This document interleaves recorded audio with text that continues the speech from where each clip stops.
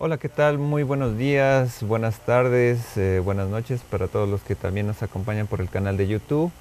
Esta es la eh, quinta videoasesoría del semestre 2013-2 para Sociedad y Comunicación. Muchas gracias Connie, muchas gracias Daniela, muchas gracias Carolina, muchas gracias Gerardo, muchas gracias Néstor por estar aquí haciendo el esfuerzo pues de continuar con esta sesión de videoasesorías, que es en cierta forma un gran contacto que podemos tener para el desarrollo de la materia. Y bueno, lo que vamos a ver el día de hoy es con relación a la siguiente unidad que ustedes van a ir comenzando para las siguientes actividades, que es las ciencias sociales y la modernidad en el siglo XX. Obviamente la sesión anterior vimos un poco de la vida social en términos de conceptos que tienen que ver con el marxismo. Y bueno, en esta ocasión vamos a ver cómo a partir de la profundidad de algunos teóricos del siglo XX, pues tendremos alguna especie de reflexión acerca del proceso moderno. Bien.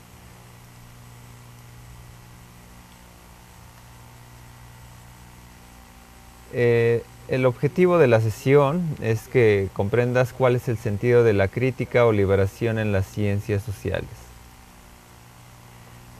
Vamos por puntos. El deseo de estudiar los fenómenos de la sociedad siempre ha quedado remarcado por diversos procesos históricos. Por un lado, tenemos a diversas situaciones coyunturales que nos hacen reflexionar un tanto sobre la vida cotidiana, que va de lo particular a lo general o de lo general a lo particular. Cómo está estructurado un estado, cómo está estructurada una sociedad, una comunidad, cómo es la cultura y cómo vivimos esta parte de este mundo social en nuestra vida cotidiana. Esto está concentrado en una serie de procesos que van concatenados también en tiempo y espacio. Hay una especie de transformación continua de la sociedad que es un poco difícil de determinar a partir de cuándo se inicia cierta cuestión histórica, cierto fenómeno cultural, cierto cambio incluso, ¿no? Pero el reflexionar sobre nuestra vida cotidiana siempre nos va a dar un punto de partida para saber dónde estamos parados y hacia dónde queremos ir. Es creo que una reflexión que ya habíamos visto la sesión anterior sobre también el papel de la historia. Entonces, cuando estos pensamientos que tomamos como teorías sociológicas o teorías clásicas, bueno, lo que hacen más bien es situarse en un determinado momento histórico.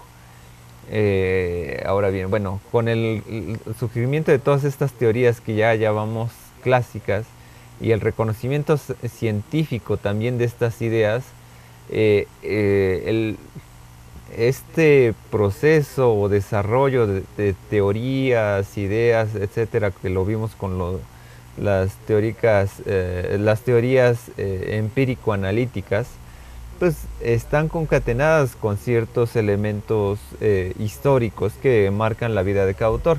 Obviamente también lo pudieron reflexionar con el texto de eh, Norberto Bobbio sobre la historia del pensamiento político, porque pues a lo largo de la historia cada autor pues obviamente tiene una parte de su vida que influye a determinar estas cuestiones teóricas, sociales, etcétera. Ahora bien, cuando lo situamos esto en el proceso de la modernidad, vamos comenzando con un gran proceso que se va a dar con la escisión obviamente de ciertos poderes fácticos que van a ir transformándose poco a poco, ¿no? Esto es un proceso largo que tiene que ver desde las reformas protestantes, la ruptura de la Edad Media con algunos aspectos humanísticos, con alguna serie de teóricos que van tratando de dar a conocer una reflexión sobre el sujeto en el mundo de la vida social. Entonces, a grandes rasgos, bueno, el liberalismo, la Revolución Francesa, la Revolución Industrial, obedecían a cambios del pensamiento sobre el sujeto en el mundo.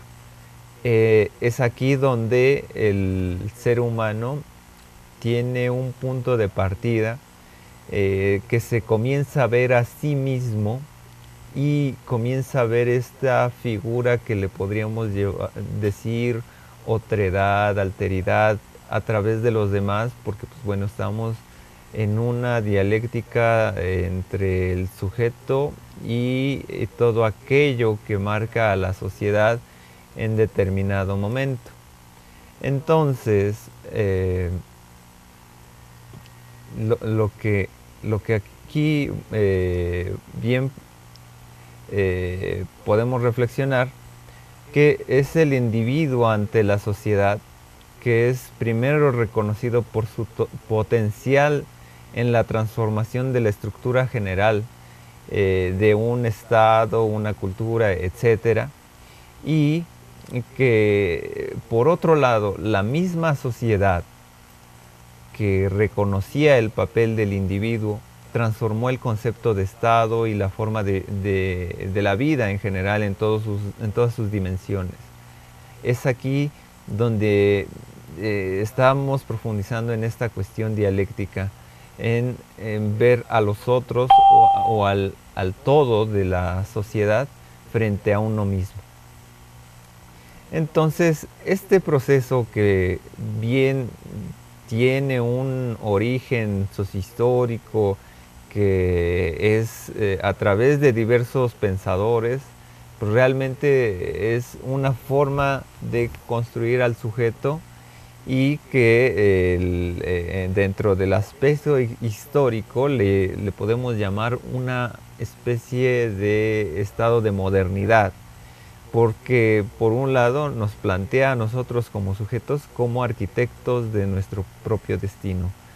Y es aquí donde bien podemos entrar en una paradoja, porque aquí cada uno de nosotros puede tener ideas para cambiar a la sociedad, incluso determinar idealmente cómo podría ser una sociedad que es la que deseamos en el futuro. Sin embargo, estamos sostenidos por una especie de reglas, ¿no?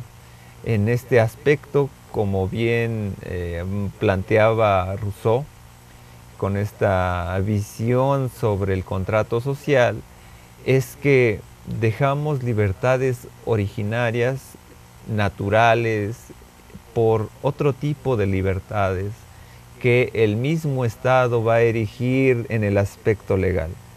¿Hasta qué punto nosotros como individuos somos personas libres? Por un lado, dicen por ahí que la libertad llega o termina hasta donde comienza la de otra persona. Entonces, quizá nosotros aquí, como también plantea un libro de cómo el hombre llegó a ser gigante de Emily Segal, en donde todos estamos determinados por una especie de ecosistema. El ecosistema en el ser humano también es maquilado a través de la figura moderna, de la industria, de la tecnología, de las ciudades, ¿no?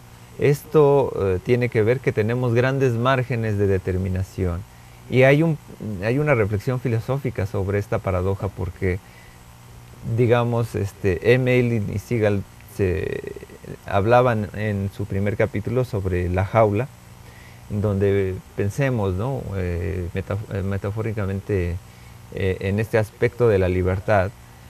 Pensemos, bueno, una ave, un animal, bueno, un ave, por así decirlo, podemos decir es libre porque puede volar hacia donde ella desea. Sin embargo, el mismo ecosistema la determina para estar en una especie de jaula siempre. O sea, está determinada por una jaula en tanto, esto se ve como una metáfora, pero que, digamos, ¿qué tan libre podría ser un ave en el Polo Norte, por ejemplo, ¿no? Hay algo que determina su manera de vivir y entonces es el mismo hombre en donde nos planteamos esta reflexión, donde, ok, bueno, eres libre, pero ¿qué tan libre eres sin la ayuda de los demás, sin la división del trabajo, sin la estructura general de la sociedad? Entonces necesitas de los demás para poder subsistir. Entonces es a través de la organización y del control del Estado en donde nosotros más o menos tenemos una división del trabajo determinada, porque pues obviamente cuando cada uno de nosotros nos levantamos no nos estamos preocupando por qué es lo que vamos a ir a cazar en el día de hoy para comer, por ejemplo, o qué es lo que tenemos que recolectar para también subsistir, o que obviamente tenemos para vestirnos, etcétera. Y entonces, por todo este proceso sociohistórico que a lo largo de la historia se ha dado y que vimos un poco en los modos de producción en la videoasesoría pasada, pues hay una especie de división del trabajo. Entonces nosotros subsistimos a partir de toda una organización determinada en tanto una cuestión organizativa. Entonces, bueno, aquí lo que nos estamos enfrentando es que el mundo moderno nos está planteando una situación general en donde nosotros tenemos de hacer conciencia sobre nuestro mundo exterior. Entonces, ahora bien, nosotros nos planteamos una cuestión aquí, ¿no? O sea, hay un proceso de la modernidad en donde nos encontramos algunos elementos que tienen que ver con la acumulación originaria, la revolución industrial, la conformación de los estados modernos, y que complican aún más esta parte del libre albedrío que todos tenemos.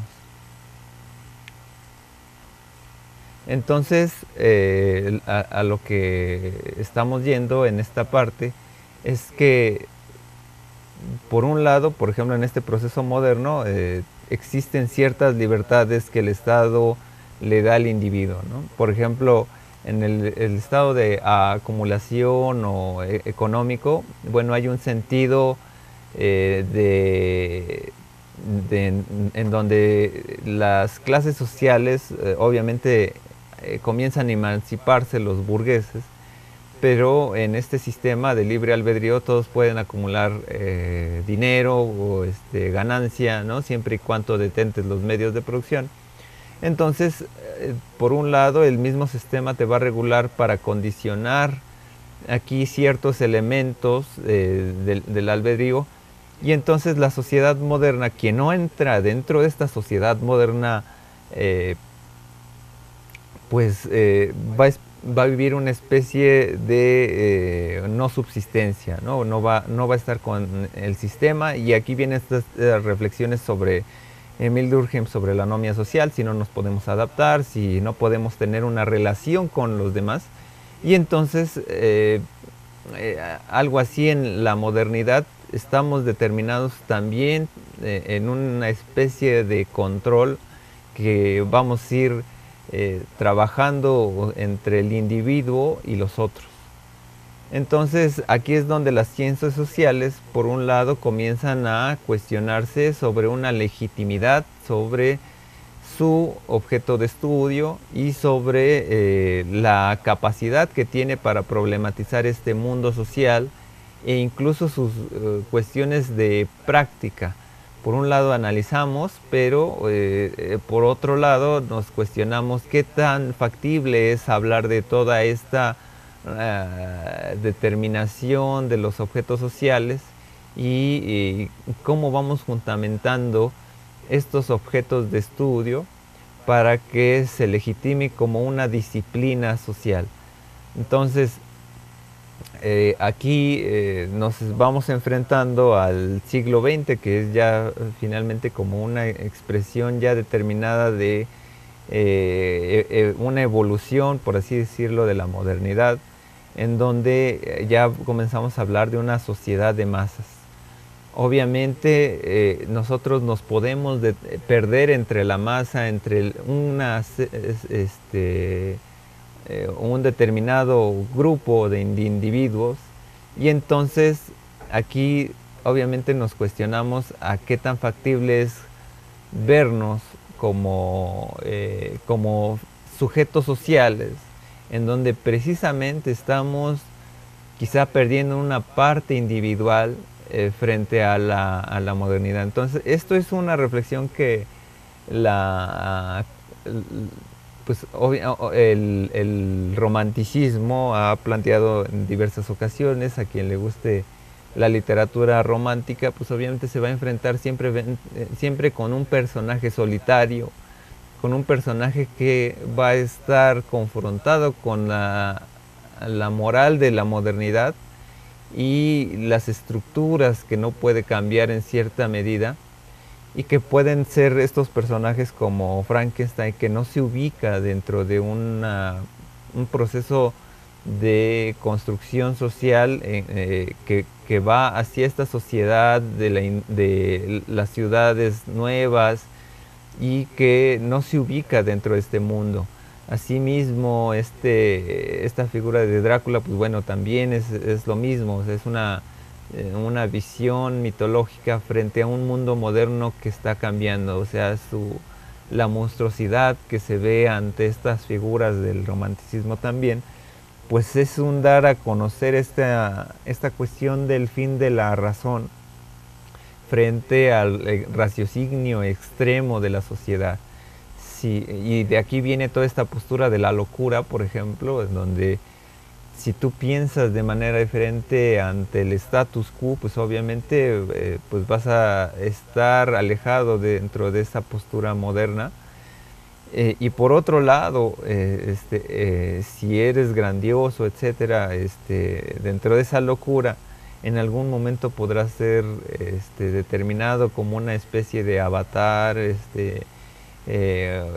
etcétera, y al mismo tiempo pues va a estar, cuando alguien trasciende en la modernidad, por así decirlo, pensemos en cualquier teórico, incluso como Marx, hay un momento en la historia en que lo determina como una figura de pensamiento inamovible, incluso dentro de las posturas intelectuales, ¿no? Y así cada quien, incluso por decirlo, o pensamos en un artista como Picasso, ¿no? En un momento fue algo relevante su obra, pero ahora pues para quien estudia historia del arte, pues es algo obligado, ¿no? Y tienes que reconocer ese fenómeno que él estaba planteando para, si tú quieres tener un concepto de esa sociedad determinada. Entonces, todo eso bueno, también, bueno, esta postura del psicoanálisis también va a tratar de reflexionar sobre esta cuestión de la sociedad de masas, en donde por un lado, si todos los héroes de alguna revolución, etcétera, pues se van a quedar fijados, bueno, en la memoria de la gente, y entonces a partir de ahí es como los mismos estados recuperan estos elementos de cambio y liberación, y de repente se estabilizan entre un nuevo orden, y es así como vamos enfrentándonos entre una crítica y una liberación del Estado moderno.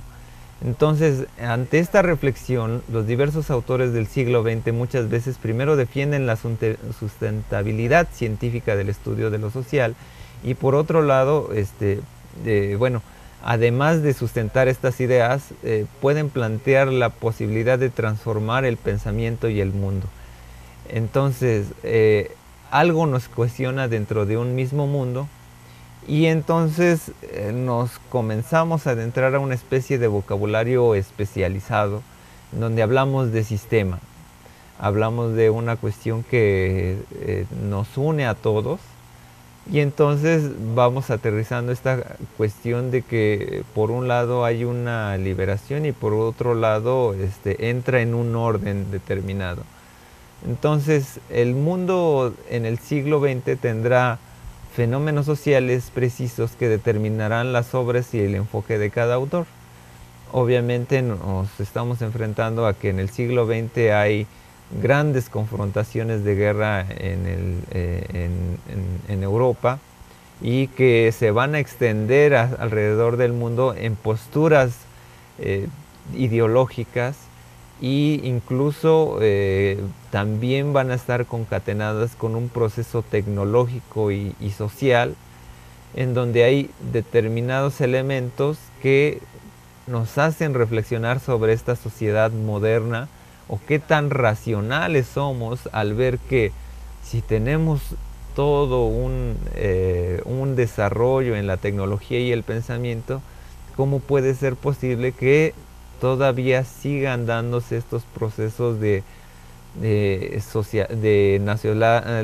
socialismos o especies de dictaduras o especies de sistemas sociales que aún están basados por un determinado pensamiento ideológico?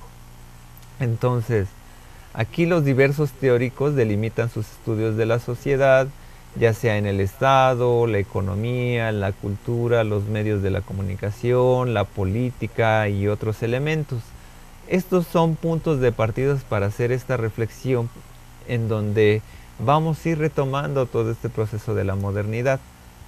Entonces, bueno, aquí los textos que estaremos viendo en las próximas actividades, uno de ellos es Maurice Duverger, politólogo, jurista y político francés, donde comienza a adherir esta idea, por ejemplo, de sistema, y también hace una reflexión epistemológica sobre la sustentabilidad de este elemento de análisis categórico para hablar de la sociedad, y que, bueno, en términos prácticos o en términos de análisis derivaría en sus textos sobre la posibilidad dicotómica de los partidos sociales en un estado, por ejemplo, ¿no? O sea, estemos pensando que en una cuestión práctica, que por ejemplo en cualquier sistema electoral que pensemos, realmente la confrontación siempre se va a dar en dos partidos. Pueden haber 9 partidos, 10 partidos, 3 partidos, etcétera, pero la confrontación siempre se va a dar como en una dicotomía. Y es aquí donde, bueno, su postura de sistema nos va regulando como hacia dónde la sociedad quiere irse, y por otro lado necesita estos elementos categóricos para poder determinar opciones más o menos fijas, ¿no? O sea, podemos tener un libre albedrío, pero siempre el Estado va a estar manejado en una especie de dicotomía o una especie de balanza, ¿no? Entonces, es una especie de orden que nos está determinando por el análisis moderno, ¿no? En contraposición, bueno, Giovanni Sartori, este investigador en ciencia política y otros temas sociales, pues va a aportar más que nada va a motivar la discusión con su serie de textos que tiene. Es una especie, pues algunos le dirán como es más que divulgador que analista o ensayista, porque pues bueno, a veces si uno lee pues el Homo Videns, pues para el comunicólogo corriente pues realmente dirá que es un análisis un poco superfluo sobre el análisis de la comunicación y en términos de la televisión. Bueno, al menos así es las posturas que yo he encontrado cuando hemos discutido este texto. Pero por otro lado invita a precisamente esta discusión sobre cómo la sociedad va determinando al sujeto o al individuo sobre opciones ya dadas en los medios de la comunicación. Entonces, por un lado hay cosas muy valiosas sobre los aportes de Giovanni Sartori, también tiene algunos otros textos nos hablan también del Estado, de la sociedad en otros rubros, pero bueno, en términos de comunicación nos está presentando, pues bueno, también una especie de dialéctica entre el sujeto y la sociedad de masas. Entonces, aquí en este punto, pues bueno, también nos está hablando de que por un lado hay una posibilidad de liberar al individuo a través de estos medios, pero por otro lado, estos medios tienen un determinado control para mantener en un status quo a la sociedad. Otro teórico es David Easton, que es un politólogo canadiense, quien también retoma esta idea de la figura sistémica en donde comienzan a dar, comienza a dar planteamientos de cómo la estructura de la sociedad en la política pues también va a estar determinada por elementos dados y pues bueno, uno se podrá insertar ese sistema y jugar con esta especie de reglas políticas y en ese sentido pues bueno, el individuo sigue por ahí, o podemos hacer la reflexión de que el sujeto, pues nos hacemos esa pregunta, ¿dónde queda? Eh, bueno, aquí por otro lado también tenemos a Karl Popper, que bueno, primero matemático, luego filósofo y luego sociólogo y teórico de la ciencia.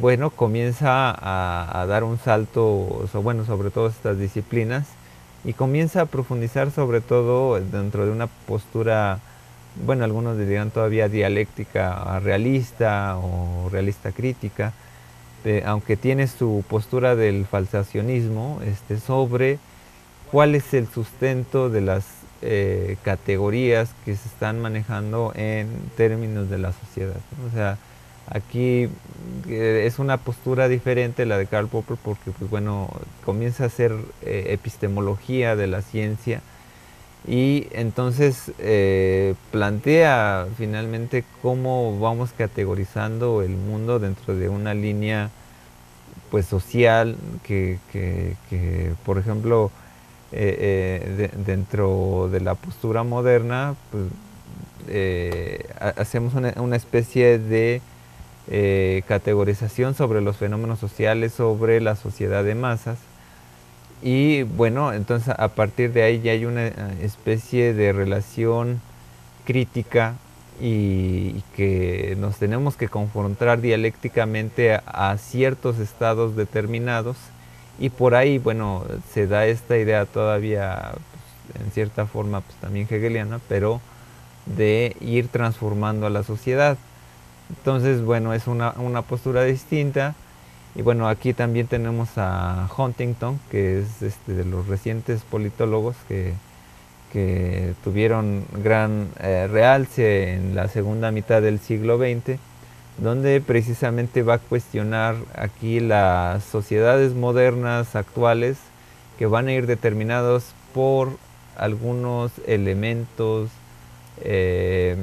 socioculturales, ¿no? Y en este libro del choque de civilizaciones, donde nos plantea las grandes sociedades que se van a confrontar en el siglo XXI, que por un lado están Oriente, Medio Oriente y la parte occidental con la postura cristiana, la cultura árabe y la cultura oriental, y que van a tener un gran choque en esta realidad pragmática, en tanto que los desafíos de las nuevas sociedades es que aun cuando desearíamos una secularización del mundo moderno, aún estamos todavía plagados de muchas ideologías que van desde el animismo hasta, pues bueno, hasta posturas ideológicas inamovibles, ¿no?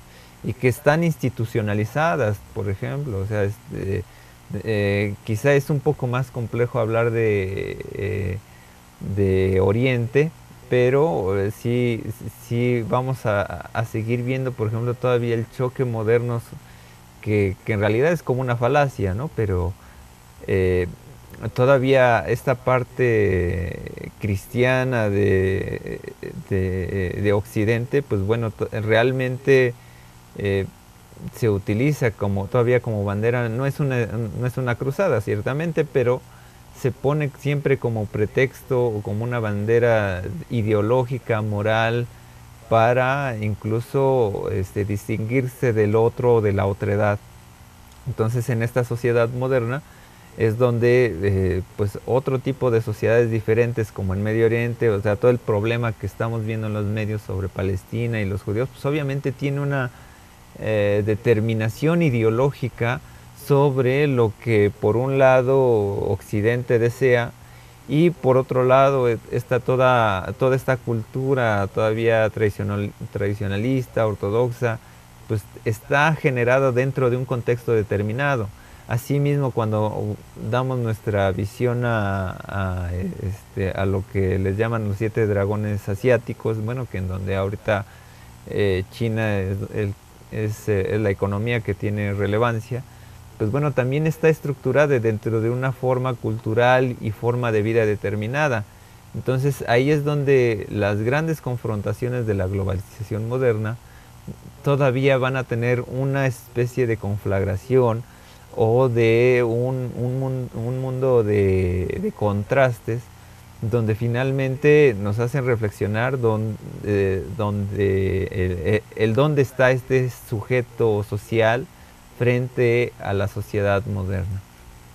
Entonces, bueno, aquí vamos planteando en términos prácticos, ¿qué hace un sociólogo crítico? ¿No? Obviamente, cuando pensamos en una persona que estudia sociología o una ciencia social, pues a veces hacemos el determinismo para pensar, bueno, pues solamente se dedica como a hacer una especie de filosofía o a dar clases o a ver qué hace, ¿no?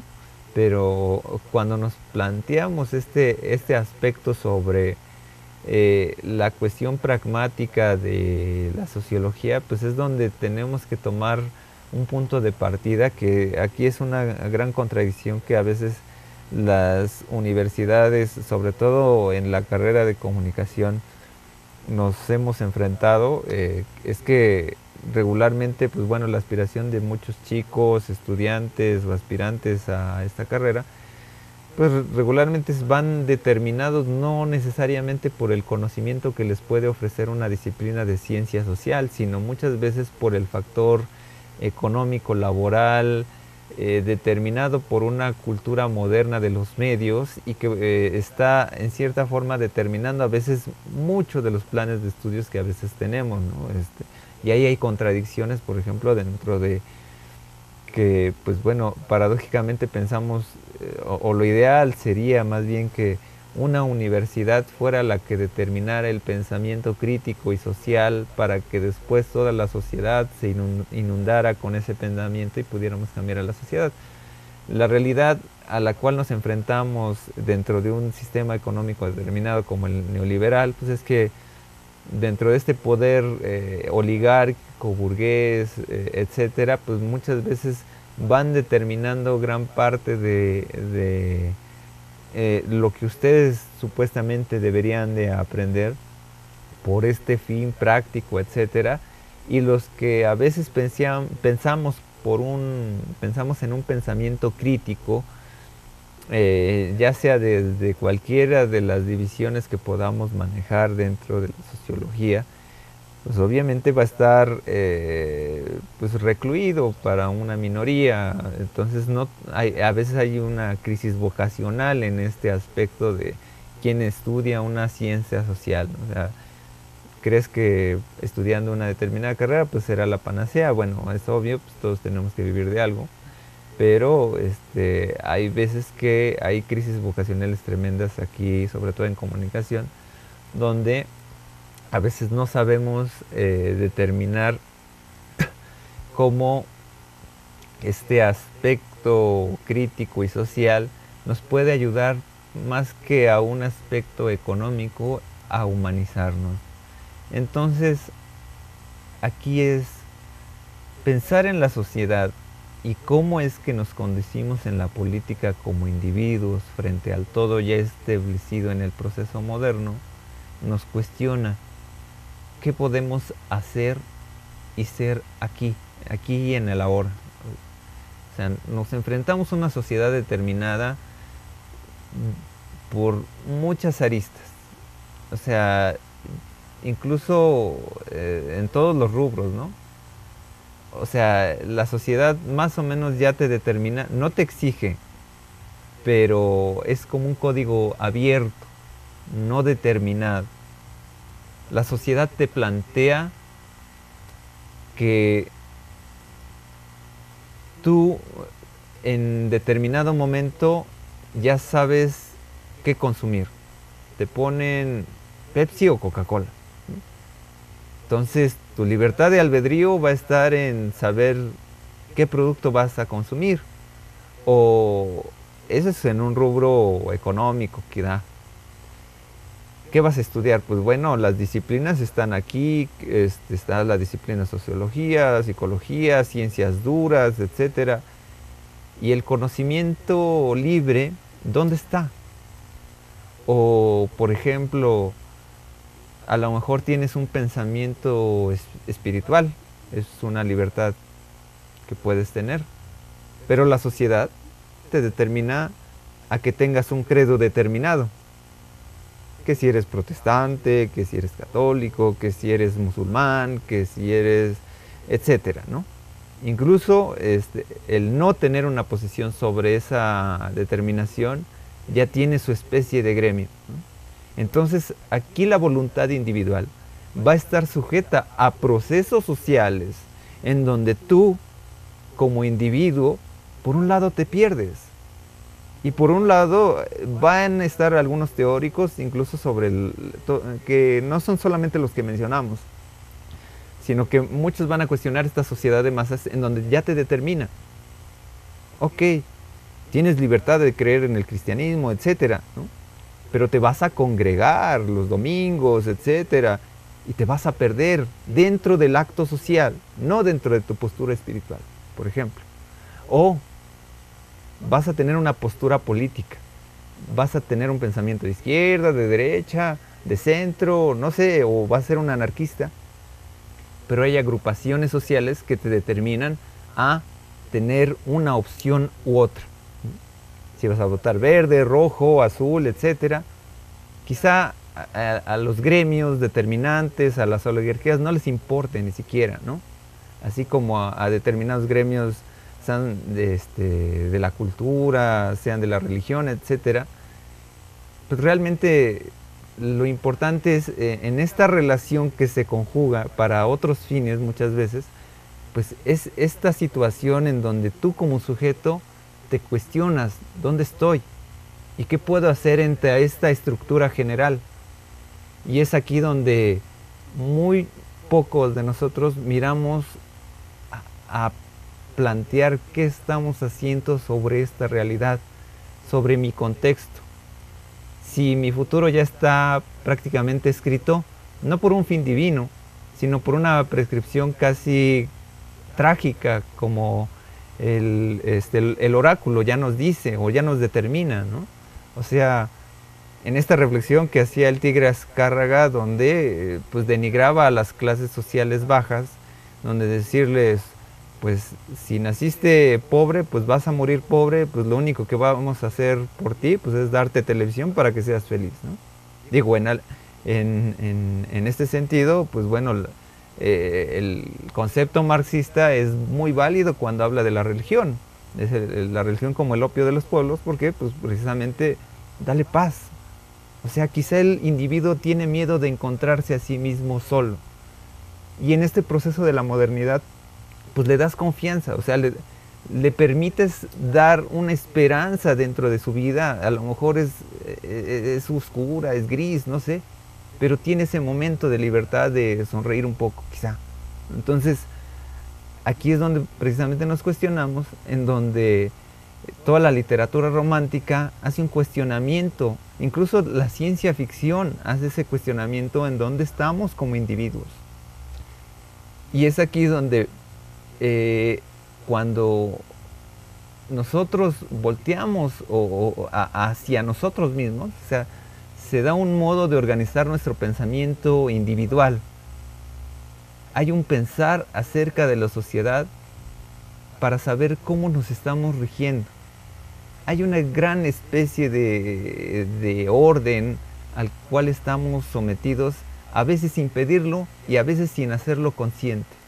Entonces, aquí el pensamiento crítico social puede tocar los sistemas políticos, los sistemas culturales, los sistemas económicos, y entonces nos vamos dando cuenta que pensar, por ejemplo, en la política y nuestras acciones por y para nosotros, bueno, tienen un sentido, ¿no? O sea, cuando tratamos de ver por nosotros mismos, ¿no? O sea, pues también necesitamos del apoyo de los demás. Nadie de nosotros pues puede hacer esta especie de Robinsonadas, ¿no? O sea, no podemos vivir como Robinson Crusoe. Entonces, necesitamos organizarnos paradójicamente, ¿no? Entonces, hay una dialéctica en la organización y en la división del trabajo. Pero esta idea que vamos transformando en la liberación del hombre por el hombre, pues bueno, hay una crítica hacia los problemas como una antítesis de lo que hay para transformar el mundo. O sea, nos erigimos como sujetos sociales y como sujetos sociales nos vemos en la necesidad de estar en una constante revolución sobre el pensamiento, porque si no, podemos caer en determinismos sectarios, ideológicos, religiosos, políticos ya dados. Y es aquí donde, pues obviamente, la educación toca un punto medular. Conocerte a ti mismo, pues es el punto de partida, ¿no? Y conocerte a ti mismo es conocerte a través de los demás, porque estamos en una especie de espejo hacia los demás. Entonces, aquí es donde vamos concluyendo. O sea, conociendo y observando nuestro entorno, tenemos que conocer un poco más de las cosas. O sea, no solamente es convivir y hacer la reflexión, tenemos que leer, tenemos que reflexionar. Y también lo tenemos que sujetar a una experimentación y transformación constante en nuevas cosas en nuestras vidas. O sea, esto es como una idea muy también de la programación neurolingüística, en donde pues también no debemos de llevarnos quizá por la rutina, porque pues obviamente pues volvemos a ser parte de este ciclo vicioso en donde estamos manejando nuestra vida en una especie de ciclo sin sentido, ¿no? Entonces, hay que leer, hay que reflexionar, hay que leer de todo, no hay que cerrarnos, ¿no? Entonces, y tratar de poner en práctica estas ideas. Bueno, aquí está la bibliografía, bueno, de Maurice Duverger, Los métodos de las ciencias sociales, de David Easton, Categorías para el análisis sistémico de la política, y de Samuel Huntington, El choque de las civilizaciones, de Karl Popper, Conjeturas y refutaciones, la influencia de las ideas filosóficas en Europa, la lógica de la investigación científica, de Sartori, el Homo Videns. Y bueno, pues eso sería todo. No sé, ahora pues paso a la discusión, opiniones, preguntas, dudas. Aquí es donde, pues bueno, el micrófono está abierto. Pueden levantar la mano aquí en la esquina superior izquierda, para ver quién quiere participar, ya sea por el chat o no sé.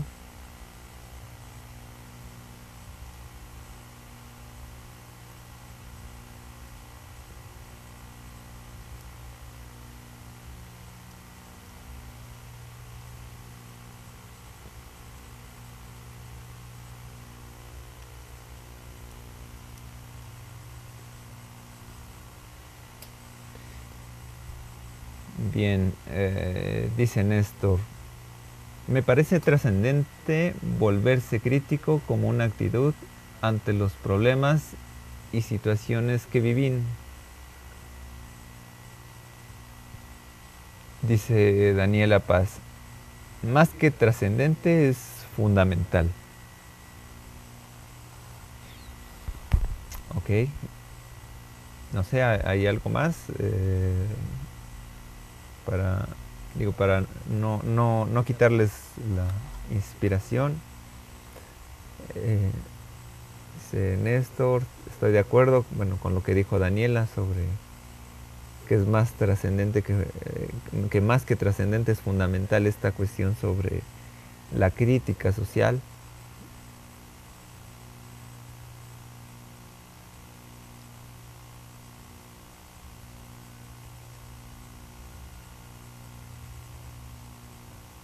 También también me parece muy importante el lado filosófico de conocerse a sí mismo, dice Néstor. Ok. ¿Qué más? ¿Qué más hay por aquí?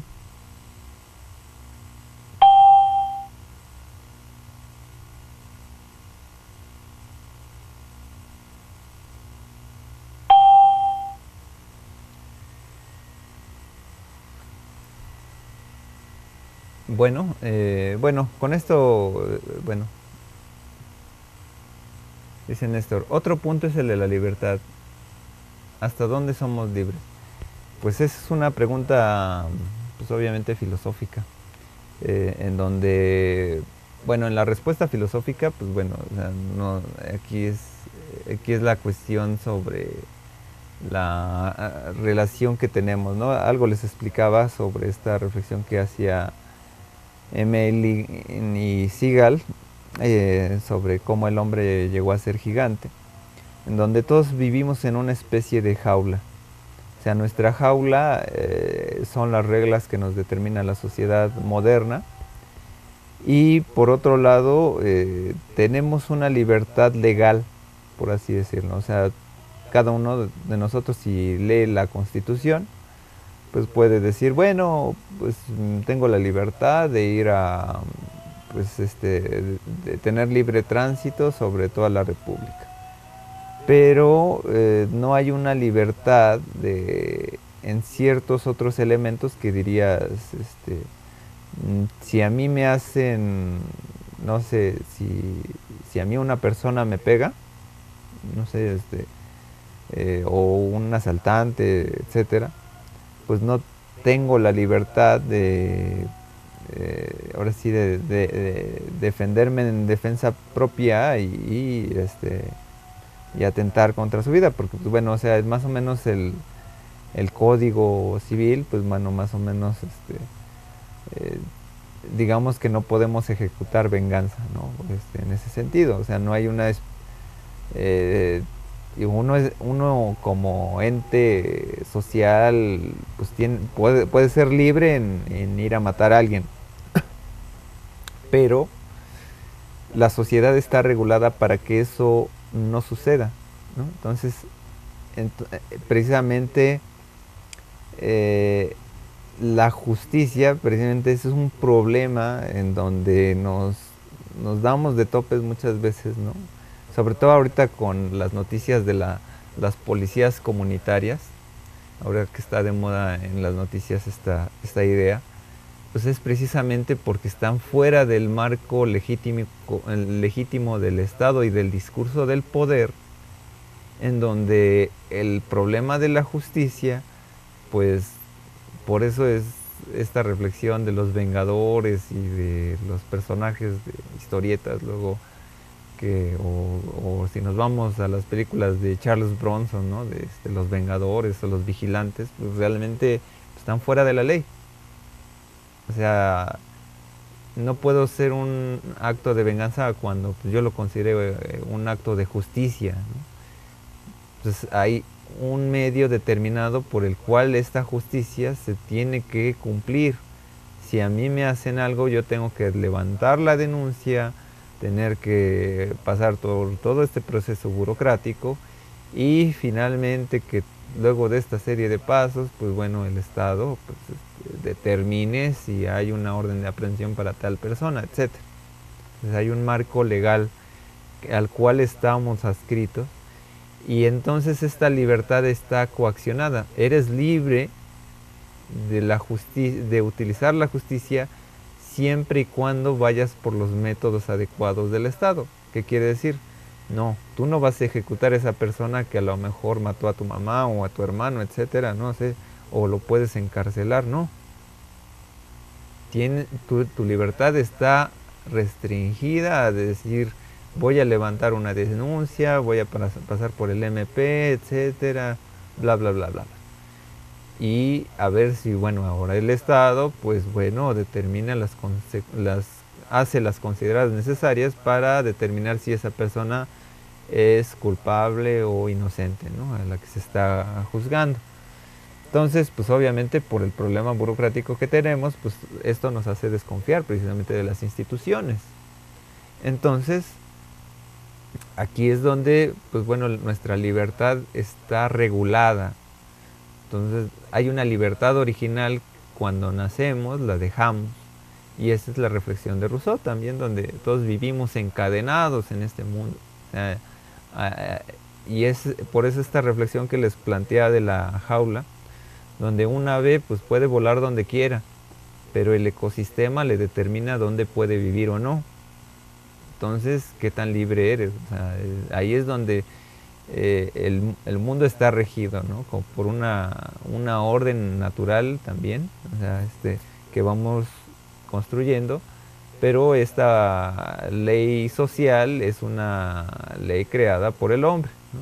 Es la jaula social para nosotros tener un orden determinado, ¿no? Entonces, incluso pues, la existencia de las religiones también es un método de darle también control moral a la sociedad para decir, bueno, darle miedos a veces creados en donde pues tú no puedes hacer esto, etcétera, ¿no? Entonces más o menos se crea un código social y es ahí donde queda, ¿no? O sea, realmente,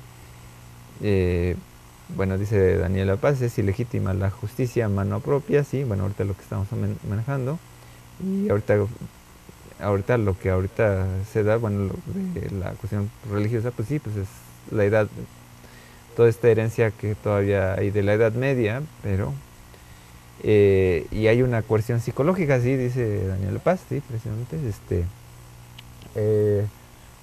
o sea, hay una especie de control social y aquí es donde también lo vamos adaptando a los medios de comunicación, ¿no? O sea, quizá pues a lo mejor es muy evidente, ¿no? O sea, también en la sociedad mexicana, pues realmente, pues sí, todavía hay grandes lugares donde la religión tiene un peso grande.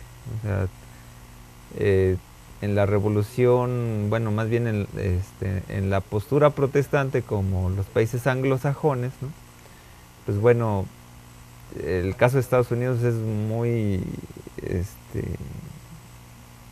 interesante porque pues bueno,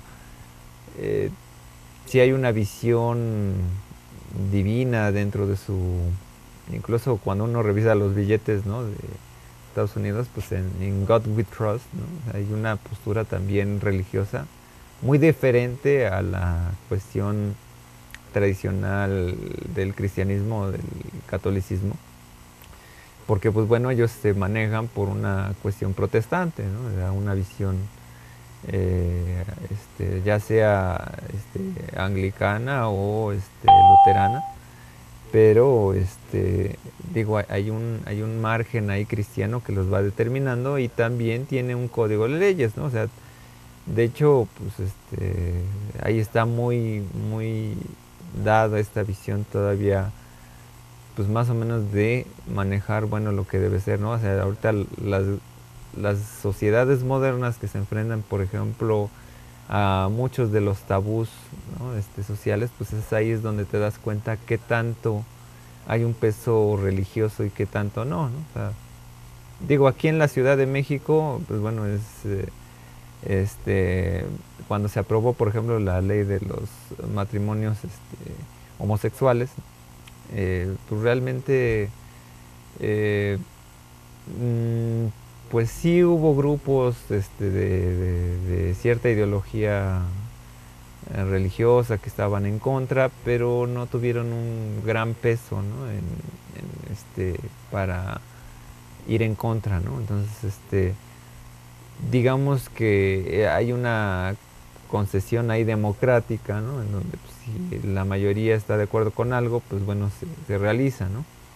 Pero ahora que, por ejemplo, esto que sucedió en Francia, ¿no? Donde dices, pues una sociedad liberal, etcétera, y de repente tiene un gran movimiento ante estas posturas, pues bueno, te das cuenta de que, bueno, cómo se está manejando la sociedad en términos de estructura y pensamiento, ¿no? Entonces ahí son cosas interesantes que se dan, ¿no? O sea, también son los problemas cuando se dan esos temas tabús como el aborto, la eutanasia, eh, X situaciones, ¿no? O sea, ¿por qué? Porque el sujeto no es el que está hablando muchas veces, es la ideología o lo que te enseñaron.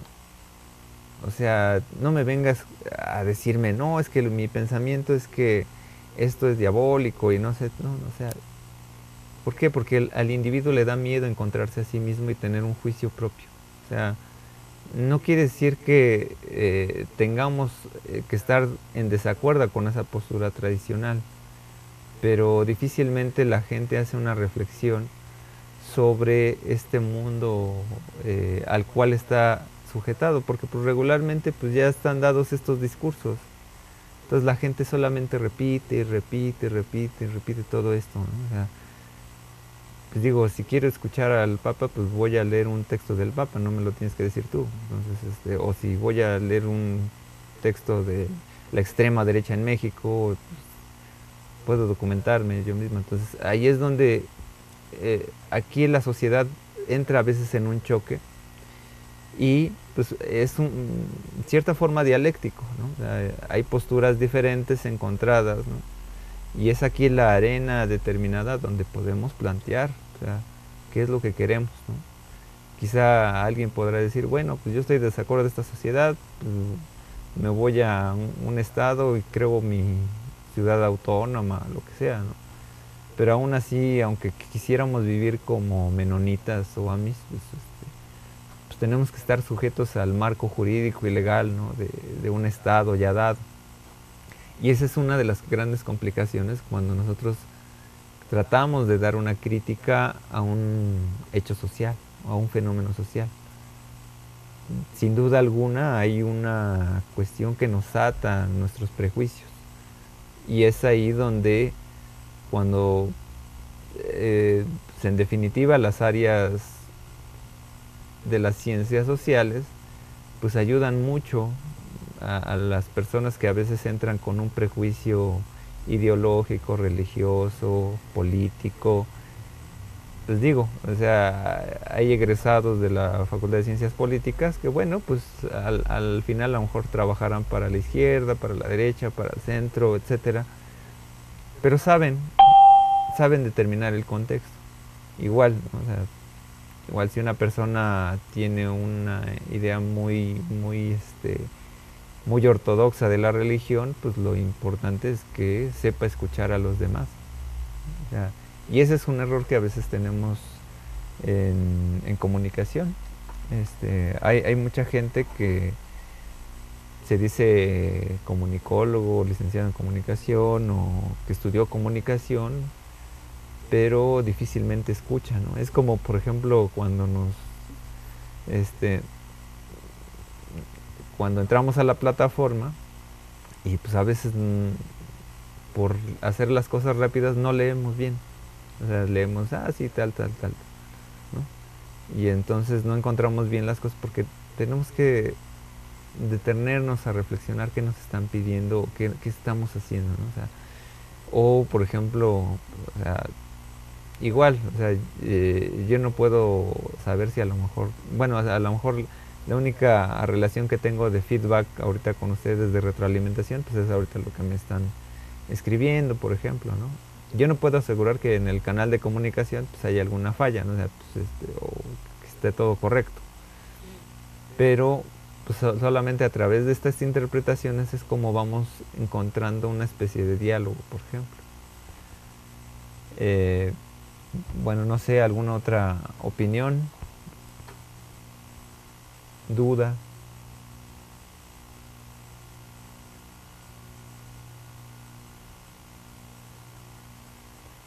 Néstor nos dice que todo claro.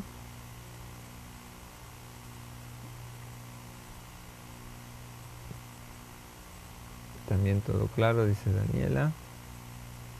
No sé, alguna opinión más. Gerardo dice que todo bien. Ok, bueno, entonces pues bueno, ya con esto pues terminaríamos pues esta sesión de videoasesoría. Y bueno, como saben, bueno, pues la comunicación está abierta por la plataforma. Saben que pues diario estoy por ahí conectado. Reviso las preguntas. Bueno, los que se han acercado a preguntar, pues bueno, ya saben que más o menos los he guiado con las actividades. Pues así vamos bien. Entonces, cualquier cosa, pues bueno, seguimos en contacto. Y ya con esto, pues bueno, terminaríamos entonces esta quinta videoasesoría del semestre 2013-2 para Sociedad de Comunicación. Bueno, sin más, entonces, si no hay ninguna otra opinión, pues bueno, pues con esto acabaríamos. Muchas gracias Connie, muchas gracias Carolina, muchas gracias Daniela, muchas gracias Gerardo, muchas gracias Néstor. De todas formas, pues esta videoasesoría se va a subir al portal de YouTube. Yo creo que el martes estará lista. Y bueno, pues sin más, pues bueno, esto ha sido todo por el día de hoy. Y pues bueno, seguimos en contacto. Muchas gracias a todos los que nos revisan la videograbación. Y pues bueno, yo soy Jonathan Domínguez. Esto ha sido la quinta videoasesoría. Muchas gracias. Adiós.